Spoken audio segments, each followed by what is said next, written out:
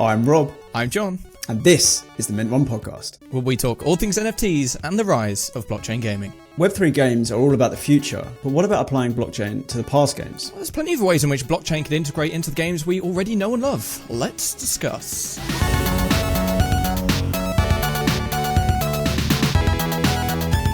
Right, so another, what episode is this? I can never remember. 42, I believe. 42, good stuff. I'm looking forward to, we should do something special for 52, like a year of episodes. Yeah, we should. I mean, we've missed the odd week here and there, but I mean, a year of episodes is a huge milestone. I think we've discussed in the past about how most podcasts last like 8 episodes or something. Yeah, I looked up the stats, didn't I? It was, I think 90% of podcasts don't make it past 3 episodes. Then 90% of the podcasts that make it through 3 don't make it past 20. So we're already in the 1%.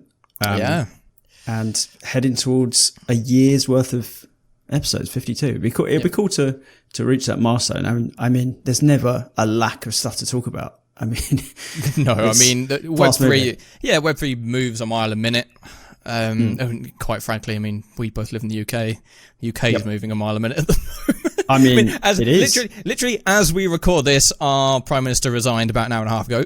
Yep. So we're living in a time of turmoil, and I'm sure those of you living internationally know that the UK is a bit of a I'll need to mark here show. So I mean, yes, it is. But hey, we live in the Web3 world, and yes, we're still in the midst. No Prime Ministers here. Oh no, we just have our Lord and Savior Vitalik Buterin, Satoshi Nakamoto. But I mean, hey, it's we're still in the midst of a bear market, but it doesn't mean that there's not juicy topics for us to sink our teeth into. And there is. Do you want to talk about how you came up with the topic for this pod, Rob? Yes. So I think it was the end of last year. I looked at a game which I'm going to talk about in this episode called RF Online. It was a MMO that I didn't play. I didn't even really know about. I think I'd heard the name. That's it. And essentially they wanted to reboot their game and put a token in. So utilizing blockchain technology. I'm not sure what network it was on, but it was something they were looking at doing. And I wrote an article saying, is this something perhaps we should be looking at? You know, we're always looking forward with Web3 games. We're always looking at like what's the next big thing that's coming. We're looking at like Superior, Gala Games, and Big Time, and you're looking at all these huge AAA projects that we're all excited for. But I feel like when we look at blockchain gaming, we're looking at it as if there's going to be a division of Web2 games and Web3 games, and that's it. But there's nothing to prohibit blockchain technology being integrated retroactively into Web2 games. And I think it will end up being a bit blurrier and a bit messier. And I've been thinking about that for a while. And then this week I got into the closed beta of Gamer Gains. Okay. I'm not sure how familiar you are with it. It's a little bit. It's kind of under the radar, which it shouldn't be because it really could be something special. I wrote about it in April. It's essentially a platform that overlays play to earn mechanics onto Web2 games. Okay. So I got the closed beta launched, I think last week, and I got into it and I tested it this week. And then I wrote an article about it yesterday, which prompted this episode. So how it works is you sign up, you connect your Steam account, and then you can play games like CSGO, Dota 2. There's 10 games. I can actually bring the list up. But you play these games and essentially you earn a crypto token while you play the games. Okay. And they're slowly integrating quests and stuff. So you have to do, I'm just going to guess here, but perhaps on Dota 2, they could have a quest to win a game as a carry. And then, you get a certain number of these tokens. At the moment, it's basically time gated, like play an hour of this game. And then the Steam API shows them that you've played that. And you get some gamer token. And the games that they've got 10 games it works with at the moment: CSGO, Apex Legends, Destiny 2, Dota 2, Elden Ring, GTA 5, Lost Ark, PUBG, Rainbow Six, and Rust. So they've covered a lot of the biggest games that are currently out. Mm-hmm. And then with CSGO, they've added a game mode called Gain and Goes, which is just a private server where you get a small amount of the gamer token every time you get a kill. But it just, so there's a lot to come from this. It's still, the closed beta does feel like a closed beta. There's a lot of features that aren't running yet. The tokenomics don't feel fully fleshed out, and they, it underpins everything, the tokenomics, because if the token doesn't work, if there's not enough utility for the token, then, who's going to care about earning it? But the idea, the premise is so simple, but so good. Like it can, I mean, I made this sort of off the cuff comment in the article, and it was kind of a joke, but it's kind of true. They've got the best elevator pitch of all time. They can basically say to you, why would you not be earning playing the game you're already playing? Because like, if you're already playing 12 hours of CSGO a day, trying to, make it into CSL or whatever, then why not earn? Why are you doing it? You might as well just earn. And it's really well done. And it just got me thinking more and more about how perhaps we're looking forward too much, and we're not looking at the ways in which blockchain could be applied to past games and current games that have been in development for, a decade and are in a better position, rather than, because, we're still probably a year away from a proper AAA launching, not being an alpha, not being in beta, and so on. So yeah, that was the inspiration. And that was my monologue about the inspiration. What are your thoughts?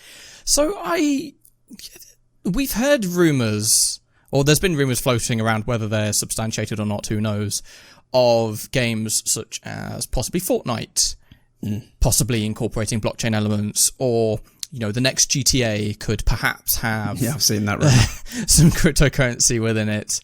And I think when you started talking about the idea of earning tokens for doing something within a game, I mean, it's not an entirely new concept to earn a currency of some sort. But I think the idea of earning cryptocurrency whilst playing a game that you're already playing is quite a novel one, and it's an interesting one. I will definitely look into that product that you discuss and see what the impact and what the interest around it is. But I mean, I remember way back in the day, I'm talking like, when I was 10, 11 years old, we were talking like 2009, 2010, where I was playing like browser MMOs. And for example, you could watch an ad, and if you watch an ad, that would give you one game coin or whatever the in-game currency was. Really? And the only way you could get it, it wasn't a cryptocurrency. It was purely used within that game's ecosystem. That kind of foreshadowed the mobile market, which has now adopted that.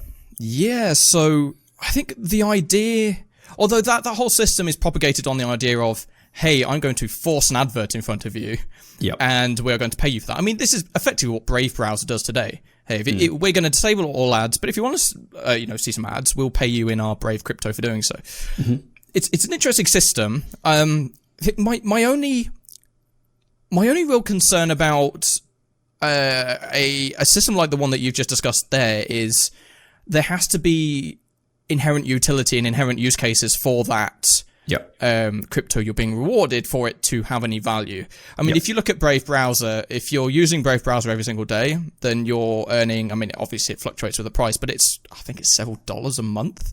Like it's so low as to almost be rendered irrelevant. I mean, it might be a huge amount for people in, third world economies, let's say, or emerging economies. But for the most part, it's something it's a nice novelty. But it isn't this kind of game-changing system that we have. And the idea of retroactively applying cryptocurrency or blockchain tech to already well-known and well-established games is it's an interesting one. I think I still, from a balance perspective, I think it's easier for a game to be built from the ground up to have crypto, from the foundation, to be like, hey, we're going to incorporate crypto in this. How do we build the game to be sustainable, to be balanced correctly, so it's not pay to win or whatever the case may be, than to just kind of put that system on top of a game that we already play. But it's not to say that I would kind of discount it entirely. I think correctly balanced, it could work quite well. And I mean, we talk about onboarding all the time. If it's something that, runs in the background, is super lightweight, and rewards people for the games that they already play, I'm all for it. But will it be successful? Who knows? Yeah, so I've got a few comments on that. So firstly, when it comes to gamer gains, I completely agree. And as I said in my article, that it all hinges on the utility. They have to get the utility of this token right, or it's not valuable. It doesn't really matter what the supply is or whatever. You have to find ways of using that is desirable. And that can be the two ways I thought of, which I think are just, easy wins to me, is if you had an NFT shop that you can only spend gamer tokens on, and those NFTs are exclusive, and also partnerships with games where perhaps you unlock skins in that game that you wouldn't, even if they're not NFTs. I guess it doesn't really matter at this point. Yeah. I think they're two ways that you just need people to want gamer token, not just try and earn it to sell it. Because if they're just earning it to sell it, it'll be a seller heavy market, and the token won't do well. There needs to be utility to it, which I think, to be fair, their white paper does suggest that they are looking at that. So hopefully they get that right. Sorry, go on. So I was going to say, I think we need to avoid, in that sort of utility system, we need to avoid kind of NFTs for NFT's sake. I think if a utility system like that would has any chance of working effectively in a traditional gamer audience, it has to give them something that they actually want. Yeah. So whether that be, hey, you can exchange X amount of our cryptocurrency for, I was going to say CSGO skins, but I think Valve would have an issue with that.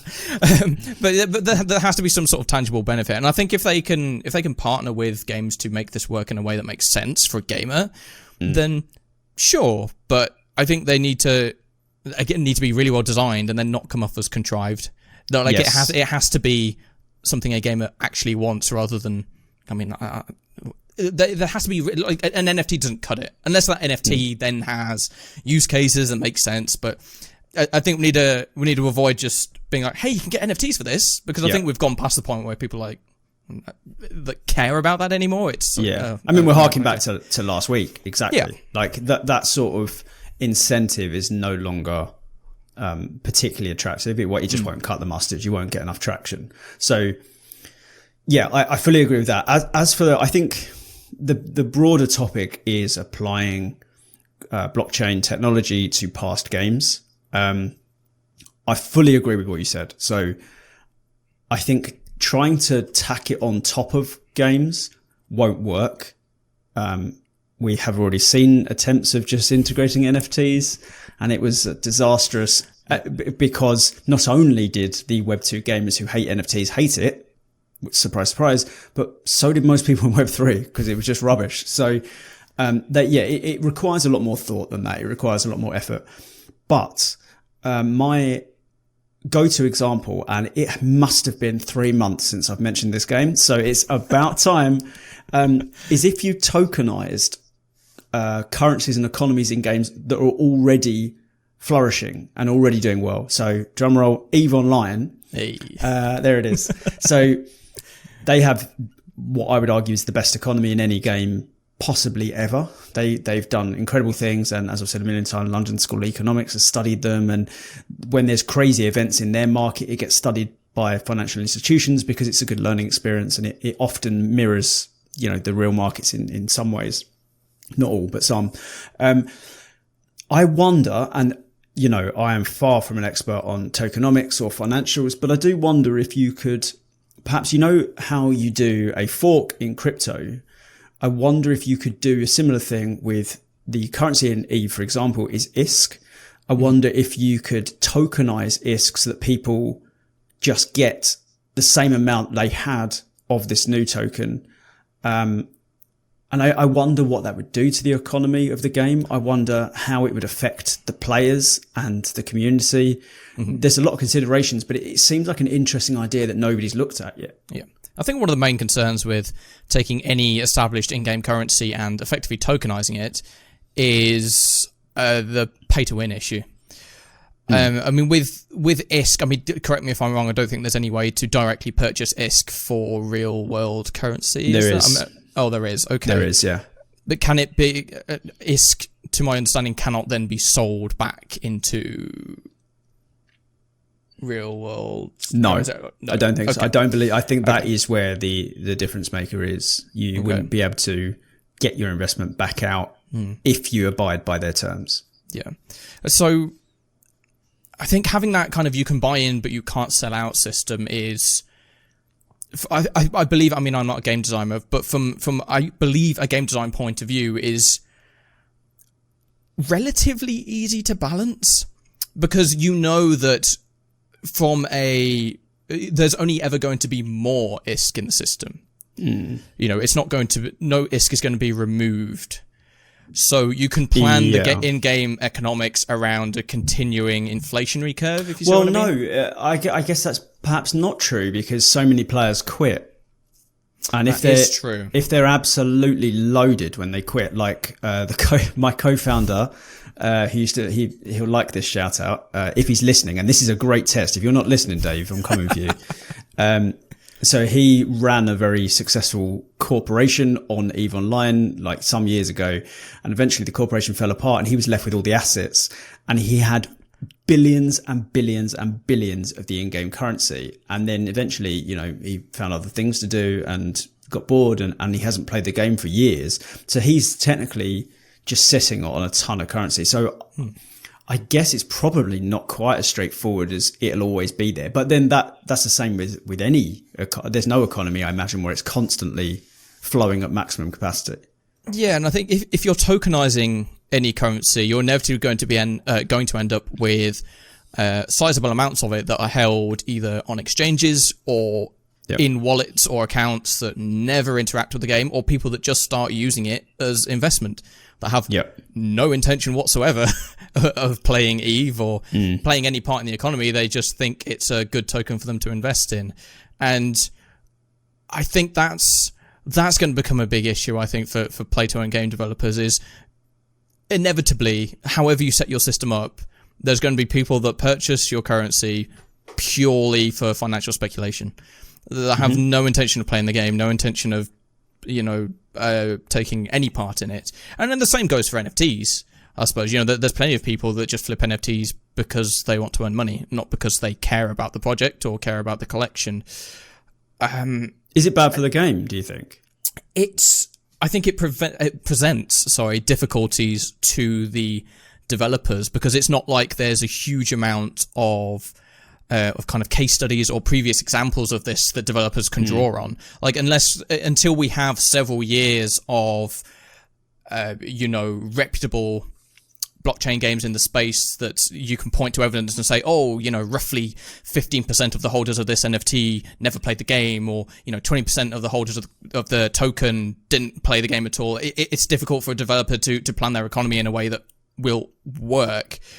And I mean, we've said in the past, when you have a traditional MMO and it's all just, you know, valueless assets and valueless in-game currencies, you know, it's perfectly fine for a developer to change the stats of an item or change the price of something in-game, because there's no real-world economic kind of changes there. Or, well, disregarding real-world trading and, you know, things that are against terms of service and that kind of thing.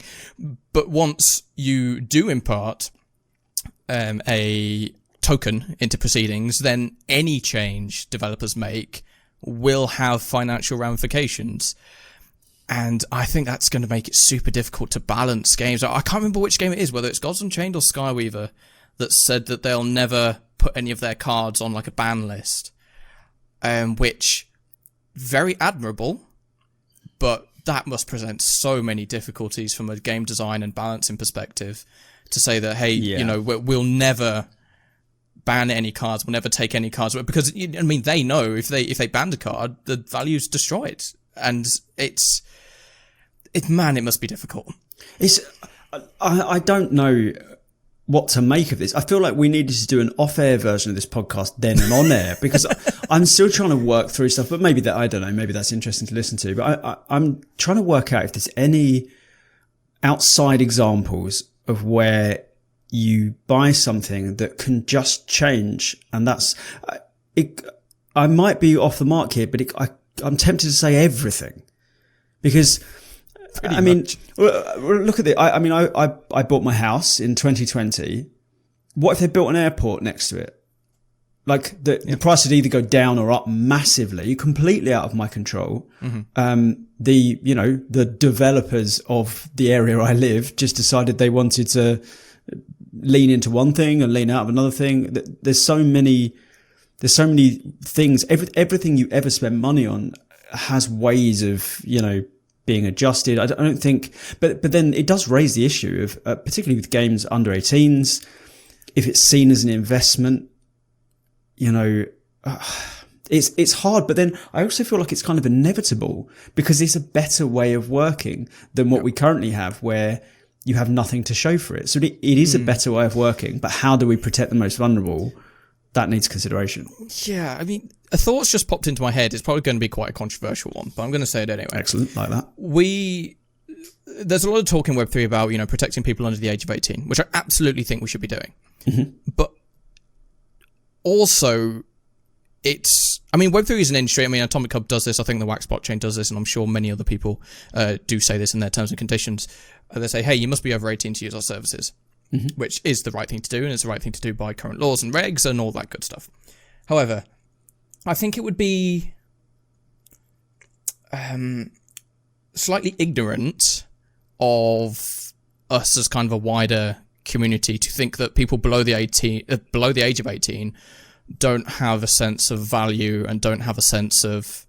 I agree that they're not old enough to make responsible financial decisions, but just going back to my past, I remember being 8 years old and, holding limited edition match attacks and be like, I'm not, you could give me 60, 70 match attacks. I'm not going to trade my, I already have a concept of value at that stage. And this is where it becomes incredibly muddled. Are there people under the age of 18 that are in blockchain and playing blockchain games? Absolutely. Are there... for the longest time, FIFA was... it was still a 3+ PEGI rating, wasn't it? Even though it had, FIFA Ultimate Team and you could spend real money and, there's inherent value there. I think this is such a complicated topic, and I'm stuck in two minds. We obviously... we need to protect the vulnerable. I completely agree with that. I don't think vulnerability is exclusively linked to age, although I do think that we should implement a kind of an age on there, and I think 18 is the correct age. But does that mean that we're going to exclude people under the age of 18 from playing any games with blockchain integration in them? Because if that's the case, then that presents a huge onboarding challenge for developers around the world, quite frankly, because we're then saying, hey, we can't necessarily put NFTs in a game like Fortnite, for example, which to a company like Epic, I'm sure that if they did put cryptos or tokens or NFTs into Fortnite, they would make a killing. But they couldn't do that. I think that they have a moral responsibility to the people under the age of being able to make responsible financial choices. And yeah, maybe I've just dived into a pool of complicated discussion here. You have. But it's I'm certain that there's going to be regulatory bodies like the ESRB, etc., that are thinking or considering these exact same questions at the moment. Yeah. And they're not easy. They're not easy questions by any stretch of the imagination. They're not. In fairness, I don't know about other countries, but people in the UK can create a bank account from, what age? Very young. Yeah.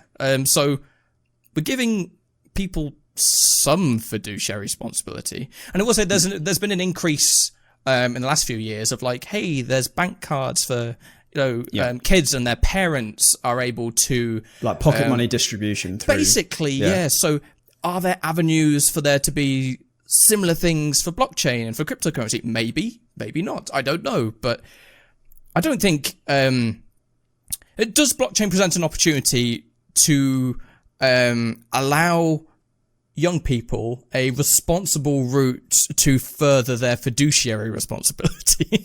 This has gone deep. Maybe. But yeah, this has gone incredibly off topic, but Web3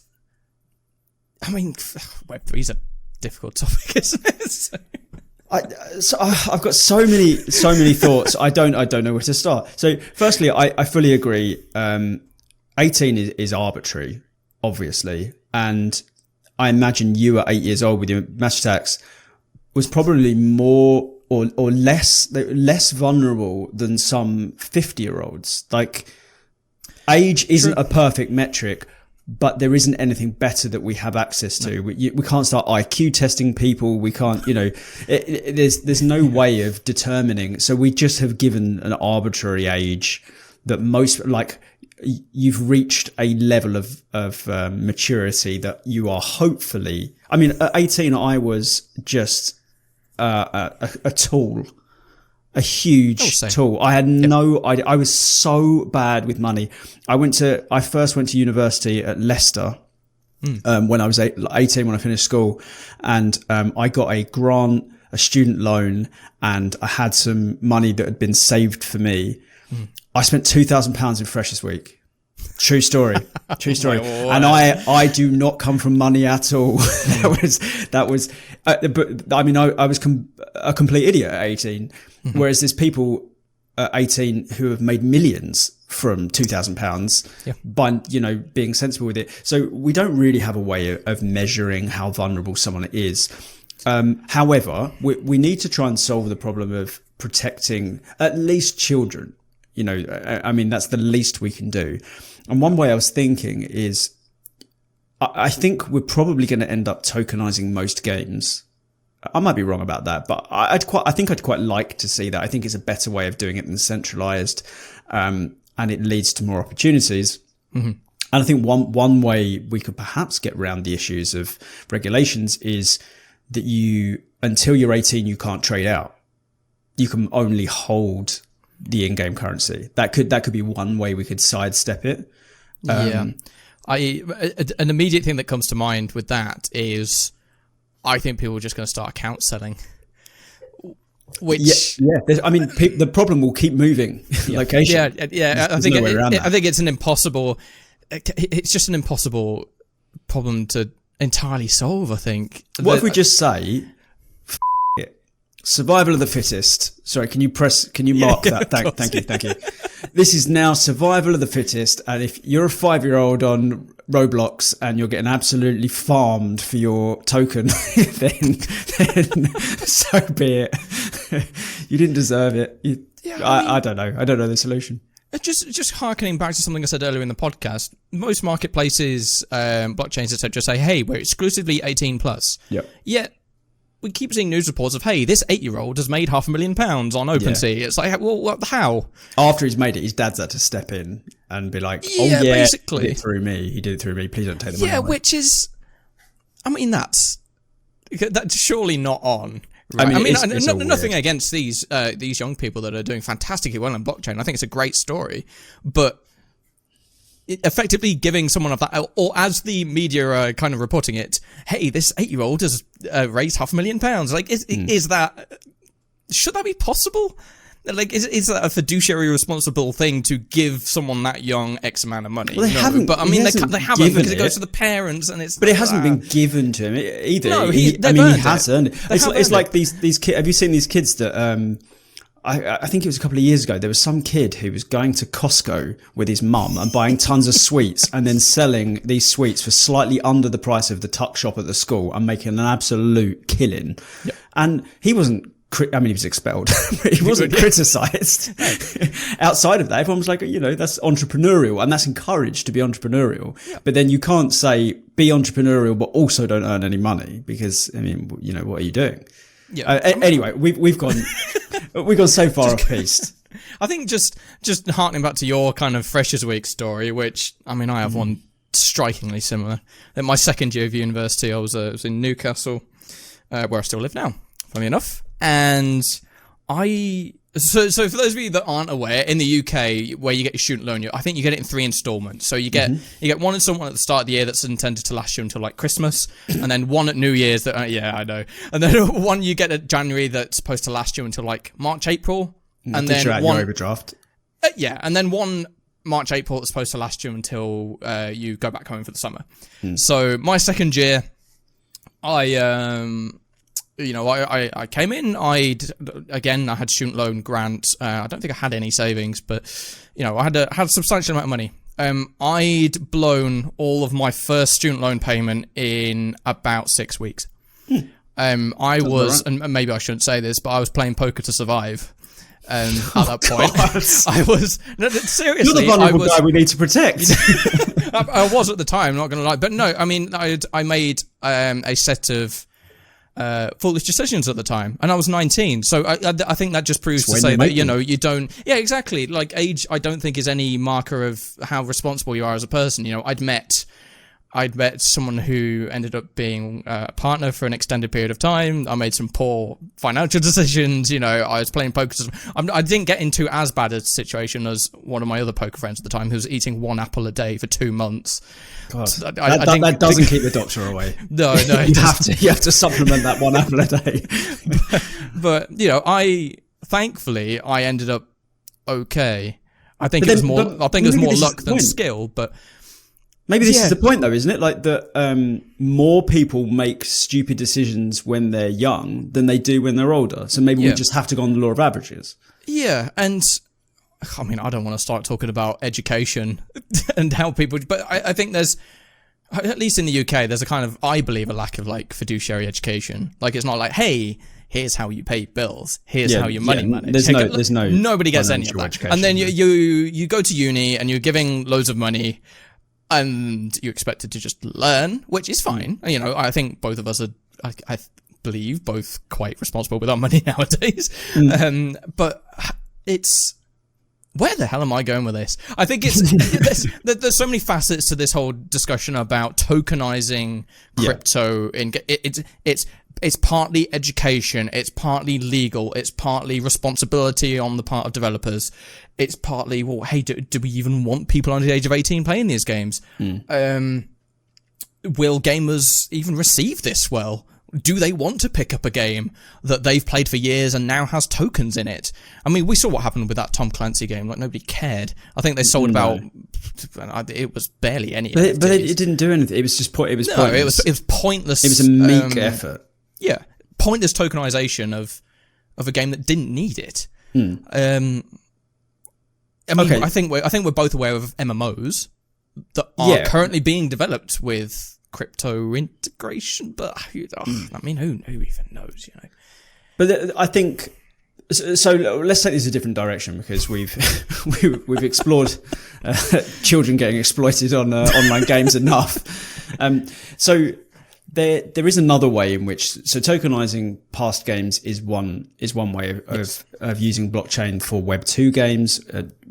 By which I just mean games before blockchain. But there's also been a revival of deceased games, which I quite like. Now, I mentioned in the intro, which now feels like several days ago, RF Online. Now, I quite liked what they did. I imagine it failed because I haven't heard about them since. But I like the idea is that the game had died and they wanted to reboot it, but with tokenization. And I know plenty of people will say, what's the point in that? Yeah. But I have 2 counterpoints to that. One, you can capture new players in the play to earn market, in the Web3 gamer market, where they are looking for the most interesting Web3 games that you can currently play. And the roster isn't very big. So you've got quite a high chance of being able to throw a net over some players and get new players in. You will also recapture old players, whether you like it or not. I know a lot of Web2 gamers will be like, you won't get your old players. Game reboots are a thing. I know John right now is playing a reboot of WoW Classic, World of Warcraft Classic. And it's just a good way of getting, if you enjoyed the game like 10 years ago, if you enjoyed the game 10, 15 years ago, then it's just, it didn't seem like it would work. When WoW Classic was announced, people have been calling for it for God knows how long. And they kept saying, no, you think you do, you don't, blah, blah, blah. And then it ended up being the thing that saved WoW subscriptions. And people actually have enjoyed it. And since then, other games have done reboots and players enjoy the game, particularly if it's slightly modernized, like #some changes where they make some modernizations. Yeah. And I think this could be a good a good way for previously popular games that have just fizzled out.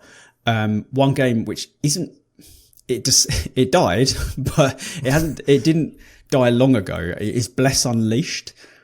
So Bless Online is a Asian MMO. I've played it and I actually quite enjoyed it, but it didn't keep me for very long. I played it for about 2 months and then gave up. So by MMO standards, that's very poor. And I imagine, I know the player numbers. They were top of Steam at one point upon release. One of the, I don't know if it's Bless Unleashed or Bless. They had they just pick up a thesaurus and add a random word after Bless. Honestly, they've released like 9 versions of the same game. But they were top of Steam and top of Twitch, and they were absolutely killing it. And it was essentially a reboot. And now they are looking to reboot Bless Unleashed with crypto. That's their aim. So they're doing the same sort of thing as RF Online. Now, I think play to earn reboots could be good. And like I said, I spoke about them towards the end of last year, and I predicted it could be something we start seeing a lot of. And I was wrong.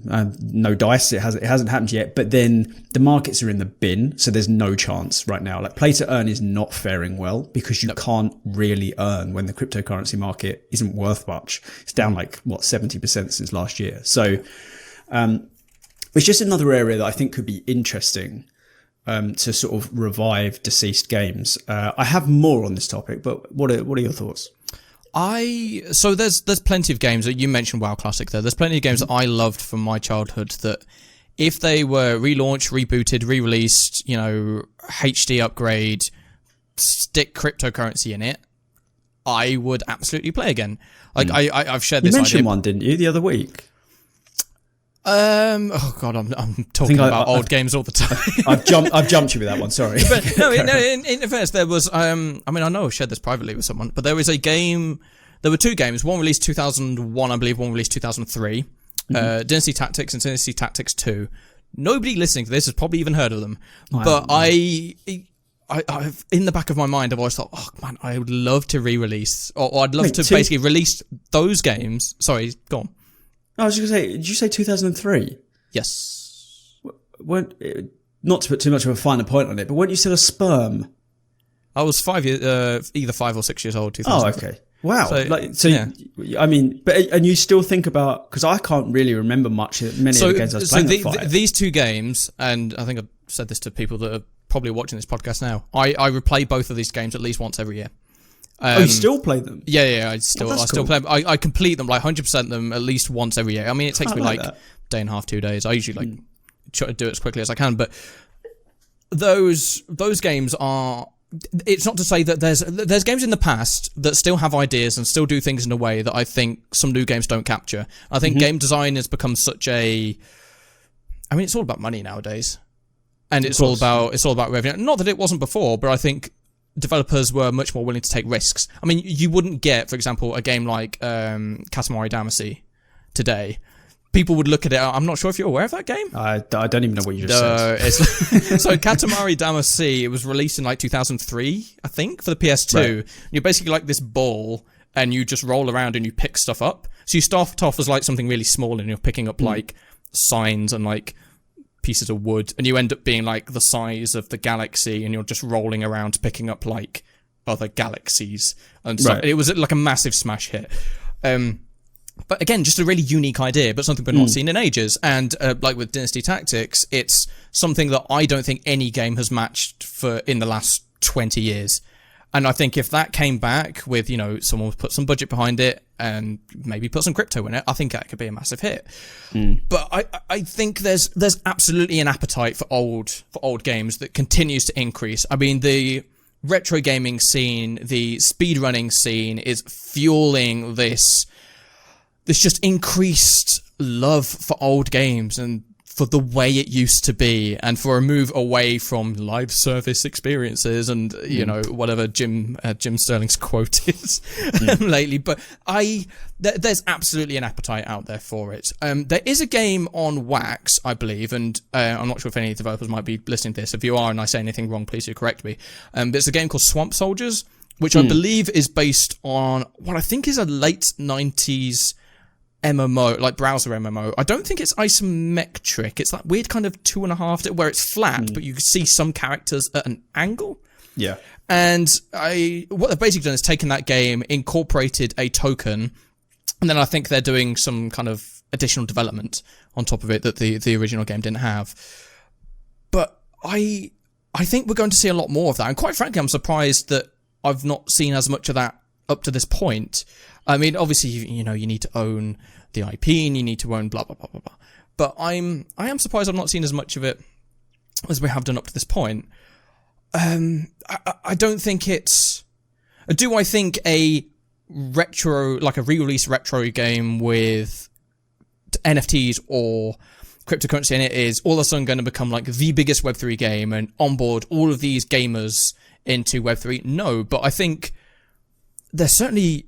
It adds a new dimension to old games. I think if it's balanced correctly and done in the right way, can be a great service to blockchain as an industry. And maybe it can make people consider or think about blockchain games and NFTs and cryptocurrency in a different way. So sorry, that was long-winded as hell. No, I was enjoying it because I mean, I agree. We're both really passionate about games. And I think retro gaming, it's not something I've got into that much until WoW Classic, which I did play. It came out, it lined itself up nicely with lockdown when I was living on my own. And I had very little else to do with my time other than I'd do a bit of work and then I'd just jump on WoW Classic. And you're right. I mean, game design has changed a lot for the better, but I think it has also lost some stuff in the journey. Particularly, I find the sort of harshness, the difficulty, the not giving you tutorials and guides to everything, but you just have to figure stuff out. And it's kind of a bit more brutal, which I enjoyed. But I think it's not a way to bring blockchain gaming forward necessarily, but more of an interaction between gaming and blockchain where we can see cool games that people used to love and give them an opportunity to recapture that. And it's not just nostalgia. I know a lot of people thought it would be with things like WoW Classic. It's just the best example. Yep. A lot of people thought it would just be nostalgia and you'd get bored, but it wasn't that. The game is fundamentally different than the retail version that people have today. Yep. It's a completely different. It's less of a theme park and more of a grindy, difficult experience in which you can fail often. Mm-hmm. And I like the idea of bringing back these games that were once popular. And I tell you who's doing a really good job of this. I wrote an article a couple of months ago calling the sandbox the ultimate meta game. I think I might have brought this up on the pod before. And essentially what they're doing is a little bit like what we're talking about, except they're rebranding it in the sandbox. So it's sort of being built in sandbox style and using their engine. But for example, they have Roller Coaster Tycoon is being rebuilt in that. We haven't had a Roller Coaster Tycoon for a long time, I don't think, or at least I've not seen it. Tony Hawk's is having a game built in the sandbox, which is... These are kind of like new versions of old IPs. Yep. And Tony Hawk's loves a reboot lately. They're another good reboot example. My friend and I, so I used to skate when I was a teenager and my mate and I loved Tony Hawk's and he bought the reboot on the day of like release. He's like, I completed it in like 4 hours. It was, wow. You forget how easy it is now. Yeah. And then they've got Dungeon Siege, which I hadn't really heard of, but it's the perfect example. It's essentially a cult RPG. It's a series of RPGs, and it's been dead for a decade. The last release was 2011, and it's still got its cult, fans, but it's certainly not something that's competitive or actively gaining new players. Yep. And they're rebuilding that game in the sandbox, which I think is really cool. And it's another way in which we get some of the gaming's history and we integrate blockchain, and I don't want to say put it in the metaverse, but you kind of are. And it's just, I like that idea. And I think it's all too easy to be looking forward constantly when perhaps there's some interesting stuff we can do with past games that have been, successful already. So the game's good, and then see the ways in which we can improve it with blockchain. And my final point on that is, something you highlighted there, which is it's also kind of a soft way to show gamers who perhaps don't like the idea of NFTs and tokenization its value and its utility, because, you know, forcing education down their throat is just never going to work. Whereas if you can show examples of, oh, like, no, you own that now. You can sell it. I mean, obviously you'd need to get them into a bit of an ecosystem so they see the value of owning the NFT. But yeah, I think it's a cool avenue. Yeah, I think education rarely sells. I mean, I struggle to think of examples where education is like the main factor in anyone doing anything, if I'm honest. Like, just because you understand how a system works doesn't make it emotionally more appealing. It just means you understand it a bit better. My biggest fear with blockchain gaming is that because the developer environment nowadays, especially amongst the AAAs, is so focused on revenue generation and so focused on making money for investors, is that these AAAs purely look at blockchain and integrating blockchain as a way to make more money. And they might sell it as, hey, we're giving you guys the power, we're giving you guys utility, you guys opportunities to earn, which may be the case in some cases, but it won't be the case for everybody. And if there's winners, there's also losers. And ultimately, it is going to put more money in the pockets of publishers and developers, which isn't necessarily a bad thing. If we're talking about indies, that, you know, let's say an indie makes a really cool game, and because it's put blockchain in it and it really resonates with an audience, you know, they can get rewarded for all of that hype. That's brilliant.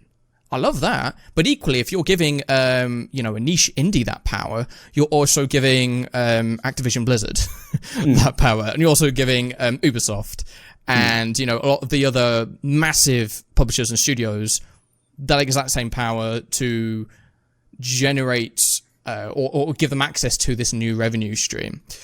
I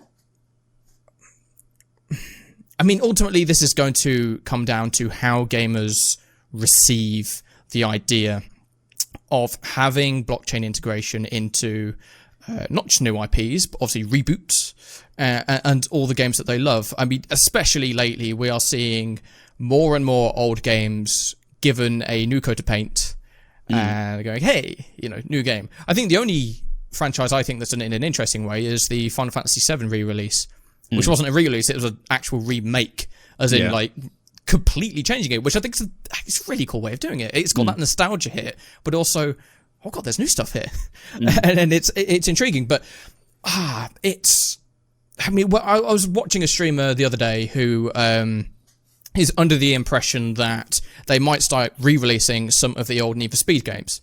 So you know, Underground 2, Most Wanted, you know, the massive ones in the mid 2000s, and my fear with reboots is that developers know that there's this appetite for reboots at the moment, that there's appetite for nostalgia and this retro sense of video games. And I'm hoping that they don't see blockchain as an opportunity to go, hey, we're re-releasing this, we'll stick blockchain in it, we'll make more money off it, and it's less work for us. Yeah. There has to be, or I would like there to be, this increased sense of responsibility in developers that choose to put blockchain elements into their games.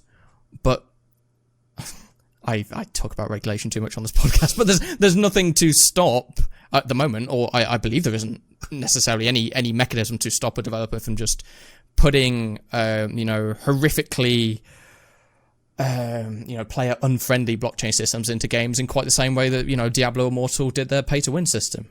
Yeah. I mean, but from their point of view, it worked. From that, if their sole idea is, hey, I just want to make as much money off this IP as possible, I don't care what we do to the reputation. If gamers are going to chuck money at it, developers are going to keep doing it. And I know a lot of people say, hey, you know, players shouldn't, if we want this to end, we need to stop throwing money at these games. But if you're a guy who's sitting on a bank account with $20 million and you really like Diablo, but you don't have time to play it, and you can spare $150K, who am I to tell you not to spend that money? Yeah. So, again, I think we are going like 3, 4, 5 like shades beyond the original point. Yeah, but it informs the original point. Yeah, and So I don't have the solutions. I don't think you do. No, we definitely don't have the solutions, but it's fun to try. The developer problem, I think people blow out of proportion. In terms of developers making money from blockchain technology, from NFTs, I think we can have our cake and eat it when it comes to this problem. Because firstly, we need these developers to make money. You're not getting your games if they don't make money. I think everybody knows that, but it's good. It's good to remind ourselves that they have to make money. They are in the money making business, perhaps more than they were, because the ceiling is so much higher than it was. Now you're affecting the stock market rather than just selling out at GameStop. So it's obviously grown a lot, but then we can benefit while they benefit. There can be a mutually beneficial system in which, like secondary market fees, right? The royalty payments and secondary market fees, where players are earning, the creators are earning, the resellers are earning, the developers are earning, and everybody's gaining from this. I'm not saying there's not downsides. I know there is, but at least there's. I feel like it's a net positive. And yes, the developers may make more money than they were because the items can be resold and they will get a fee and they recapture some of that money. But then, so what? You're getting something rather than having nothing to show for it. You're getting something, and rather than not being able to sell it, you are able to sell it. I think it's a net positive for all the downsides, and it does need to be regulated. Absolutely. And it can be exploited, 30% fees or whatever Apple love to throw on their apps. I mean, crazy, untenable, but I do think it will be a net positive overall.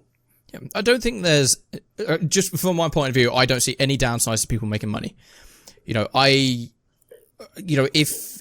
let's say Activision Blizzard stuck blockchain into, retail WoW, and then made a hell of a lot more money off the back of it, cool. They can do that. I don't have an issue with anybody making money, but so you said there that, hey, the player benefits, the developers benefits, people in the ecosystem benefits, but I do think that for every winner in a system like that, there is also, it might not be a 1-to-1 ratio, but there is both winners and losers in systems like this.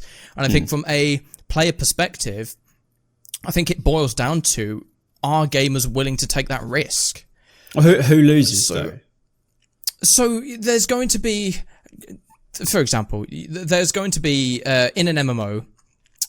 There may be players that that play the game that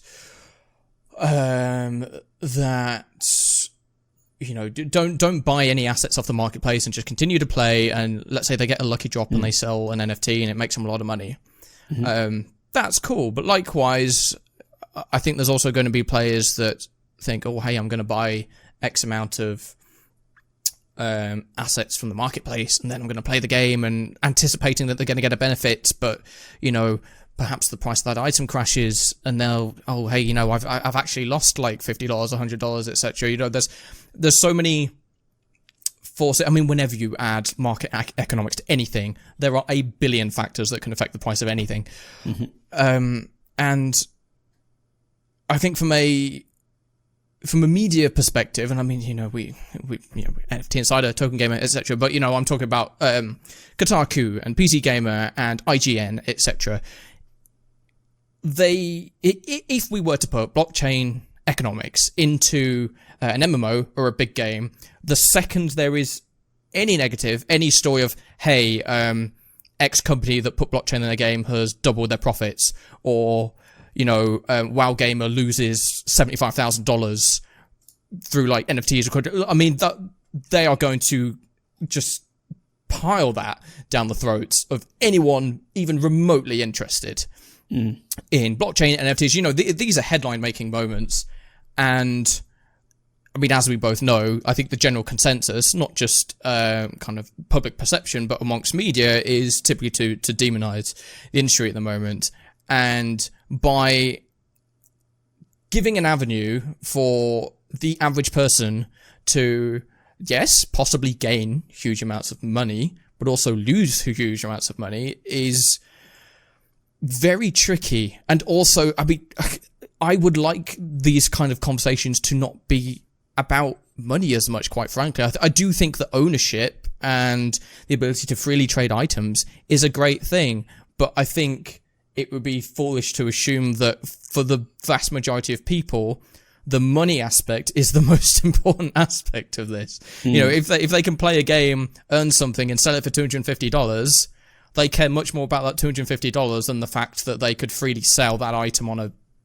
Like, I mean, obviously, being able to freely sell that item was what allowed them to get to that $250, but they don't care about the tech or how that works. They just care about the end result. So... Yeah, I'm not saying that we shouldn't put crypto and NFTs into MMOs or games or reboots or any of that, but it seems there's 1,000,001 problems to solve, and not a single one of them is easily solved. They're all incredibly difficult and require new steps and new innovations and new regulation and a changing of opinion and a changing of media perception, and these things aren't going to happen they're not going to happen in weeks or months. I mean, these things are going to take years, if not, a decade or more for us to even start to turn around to the idea that these things can be done in a responsible way and things are in place for them to be done responsibly. Yeah. That might seem like I'm being overly negative on the prospect of blockchain and crypto games, but I do think there's a path forward, but we have to tread incredibly carefully. I agree. I think as far as the media jumping on negatives go, I just care less than I used to, because if you think back, I mean, the number of times they've done this, like they've thrown the toys out of the pram over microtransactions, over online gaming, over real money trading, over they've thrown in fact, I was talking to someone yesterday about this, and we were talking about how the initial reaction, free to play is another thing, like the whole business model was like scoffed at. But I was talking to someone yesterday about the mobile gaming, and how the initial reaction was like, nobody's going to play games on a mobile. Oh, wait, it's eaten 70% of the gaming market. Yeah. So I just don't think they're particularly a benchmark. I mean, I'm sure they've raised plenty of important issues, and there are. So, I mean, I agree. We need to work out how to do this without people getting exploited and without ruining the games. But at the same time, I'm also, PC gamer getting upset about NFTs in a exaggerated cartoon way every week is just so tiresome to me now. And I think they will be proven to be wrong about it in the same way. I bet if I looked far enough back, they were wrong that microtransactions are necessarily evil, or that mobile gaming isn't real gaming and will never properly catch on. It's not a gaming device. And now it's, worth more than console, PC and handheld devices combined. So, It's strange that just on the microtransaction basis, a couple of years ago, I would say pre-Fortnite, the idea of cosmetic-only microtransactions was relatively well accepted. It's like, so long as it doesn't provide any gameplay benefit, if people want to buy a fancy skin, cool. But then Fortnite came along. And I'm not saying it's completely changed that opinion, or that wider publicly held perception, let's say. But especially in the UK, there was plenty of stories, and I'll add accurate stories of, kids being bullied if they don't have Fortnite skins and all of this. And that's... I don't think it's changed the wider perception, but there's rumblings now that even cosmetic microtransactions are something that might not always be okay. And there's been a virulent opposition to blockchain integration or crypto integration in games at the moment. There are companies that are doing it in the right way, but I think, as we've said in the past, until we have that one game that is like a shining example of the best that this industry can be, it's difficult for anyone to point at a game and be like, that game is doing it right, and it's grabbed gamers' attention, and it's doing things in a right way that gamers can respect. And can I see that game coming soon? I mean, there's hundreds of blockchain games being made at the moment. Who knows which one will be the one that that gamers latch onto? I mean, we both have blockchain games that we love, but admittedly the audience is still quite niche. Do I think some of those games have the potential to reach a wider audience? Absolutely. But it's...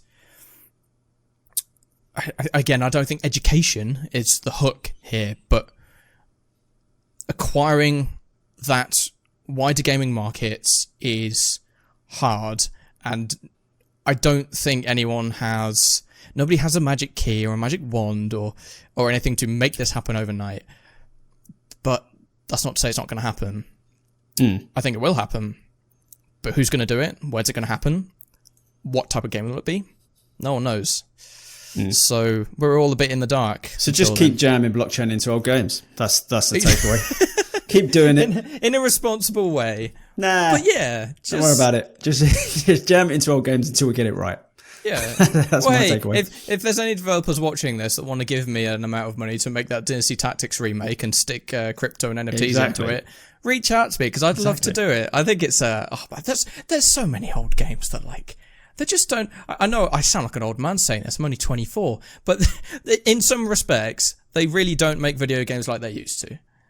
There's definitely, I mean, we're going to go way off topic. We'll keep this self-contained, but there's definitely something that's been lost. But the only, I'll say this is my final point. The only thing I was going to say about the microtransactions, the reaction to them and the cosmetic skins, is the initial reaction to microtransactions was bad. Because people were like, I've bought the game, you want me to spend more? And then free to play, and then microtransactions were like, well, how can you moan about it? You didn't pay anything. If someone wants to buy it, they can. And then the bullying thing, I saw a couple of articles about that recently, about kids getting bullied for not having Fortnite skins. This is going to sound horrible. I don't have any sympathy for that. For this, wait. Please don't clip that. Please don't clip that. I have a lot of sympathy for a kid getting bullied, but if it wasn't Fortnite skins, it'd because he doesn't have the latest Air Force Ones, or he doesn't have a bike, the latest bike, or Apple Watch, or, I mean, it just moves. Do you think Fortnite should do anything or change how they operate to? What do you do? What do you do about that? It's true. Yeah. You've become so popular that you're like in the cultural zeitgeist now, and if someone doesn't have things that are cool in a game, it's just like having cool things outside of a game. I mean, I don't know what they're meant to do about that. That's true. It's not fair, if someo's got a Casio rather than a Rolex, it's not fair to say, oh, you've only got a Casio. I mean, what's Rolex got to do about that? That is true. That is true. And then, there's difference between car brands, difference between, it's not like it's a problem that does not exist in adult society. It's just, and being a kid sucks. I mean, honestly, it's rubbish. So you'll get bullied for something. I think all of us do. Exactly. What a fun ending. We all get bullied at some point in our lives. There Thank we you. go. Good night. What a positive note to end on. But no, I think that was a very interesting discussion. Went into areas I didn't think it would, but when we're not super structured, we don't know where it's going to go. I think that's the joy of doing these unstructured podcasts, and hey, it's a joy. It's a joy to do them. So, Rob, where can we find you? You can find me on tokengamer.io, at Token Gamer News, Twitch TV, Token Gamer, YouTube, Token Gamer, LinkedIn, Token Gamer. Type Token Gamer in whatever you're on, and you'll probably find us. John. Over to me. So for the latest NFT news, nftinsider.io. As we speak, Jens, one of our writers, is at Gamescom Asia, so she'll be writing a few articles based on what she sees there. So that's cool. And of course, other stuff we're doing plenty of other things. Social media at nftinsider_io. For giveaways and industry talk and all that good stuff. For me personally, at HydroPowered, HYDROPWRD on Twitch, Twitter, Instagram. Did I say Twitter? I think I did, yes. You did, yeah. Steam. Probably Tinder. I have no idea what my username is. Anyway, Twitter's the main one for my daily tweets. I've been trying to interact with some of the communities of the NFTs that I hold lately, and it's been really fun actually. But also industry talk, usually making people cross about things. Standard stuff. But yes, last thing, Atomic Hub Live London. As we record this, it is 13 days away. I believe it'll be 12 days by the time this podcast comes out. We still have tickets available. I think by the time this goes out, we'll have passed 350 tickets that we've sold. So it's going to be an impressive event. So yeah, if you're in London on November the 2nd, or if you're in the area because you're arriving for NFT London, pop on down. It's completely free to attend. It's at live.atomichub.io if you want to secure your ticket. There's going to be some presentations, some interesting fireside chats, some announcements. Just a great way to come meet everyone in the NFT community. So yeah, come on down. Yeah. And that, I believe... And we'll be on stage. You'll be on stage a lot. Yes. We'll be on stage together at one point. Yeah. We've confirmed our photographer and videographer for the week, this week as well. So, hey, if you see me and our video guy walking around the floor, we'll be doing like vox pops and little interviews throughout the day. So yeah, come tap me on the shoulder, get his face in front of camera, and yeah, get involved in what we'll be producing coming out of that day. But yeah, cool. I don't think I mentioned this in the last podcast, but I'm also emceeing half a day of day 2 at NFT London. So if you are at NFT London and you want to see me flounder on stage whilst I try and introduce people to the gaming track, then yeah, come to... I'm not sure what hall it's in at the moment, if I'm honest, but you can come and see me make a fool of myself most likely on stage. I'm going to come heckle you. The first heckle at an NFT conference.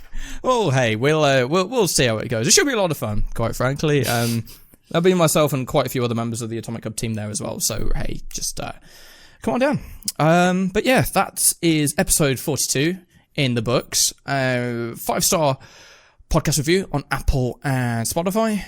Like and subscribe on YouTube. And leave a comment in here, in our Discord, wherever you can find us. If you want to suggest topics, if you want us to suggest anyone to interview. Speaking of interviews, we have a very interesting one coming up next week. Oh yeah, next week's a biggie. We always say that, but we're always right. It is a biggie. It is a biggie, yeah. One of the biggest we've had thus far, and it should be a very interesting discussion. So we'll keep you in the dark about that. So yeah, come back to us next week for episode 43. See who exactly that is. But in the meantime, thank you very much for tuning in. Hope you guys have a fantastic rest of your week, and we will see you next time.